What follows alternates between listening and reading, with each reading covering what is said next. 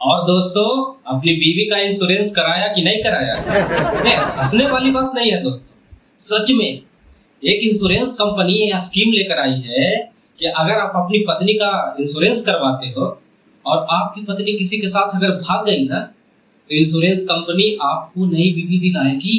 इसलिए मैंने तो दो इंश्योरेंस करवाया दोस्तों, एक घर वाली पत्नी का और एक बाहर वाली का। इसीलिए मैं आप लोगों को भी कहता, अपनी बीवी का इंश्योरेंस करा लो।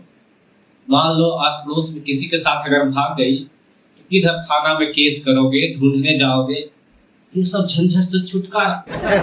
बस डायरेक्ट जाकर बीमा कंपनी को क्लेम करो, मेरी बीवी भाग गई। फिर क्या, बीमा कंपनी आपको नई बीवी दिलाएगी दोस्तों।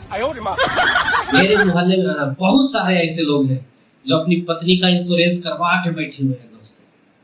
एक आदमी का तो 10 दिन पहले शादी हुआ है दोस्तों, फिर भी अपनी पत्नी का बीमा करवाया। और बीमा करवाने के बाद वो स्थिर भी नहीं बैठा है, अपनी पत्नी से डेली लड़ रहा है। अपनी पत्नी को बोल रहा है, तुम भाग क्यों नहीं रही? तो लगता है उसका 10 दिन में ही अपनी पत्नी के साथ है जो हो गया दोस्तों कहानी। इसीलिए अपनी पत्नी के नाम पे बीमा लेना बहुत जरूरी है दोस्तों। मेरा एक दोस्त था, मैंने उसको समझाया कि तू अपनी पत्नी के नाम पे बीमा ले ले। वो चूतिया नहीं लिया दोस्तों।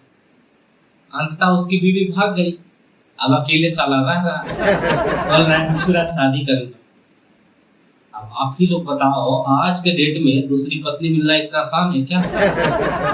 अगर वो मेरा बात मान लेता, वो अपनी पत्नी का बीमा करवा लेता, तो बीमा कंपनी वाले उसको दूसरी बीवी देते कि नहीं दोस्तों?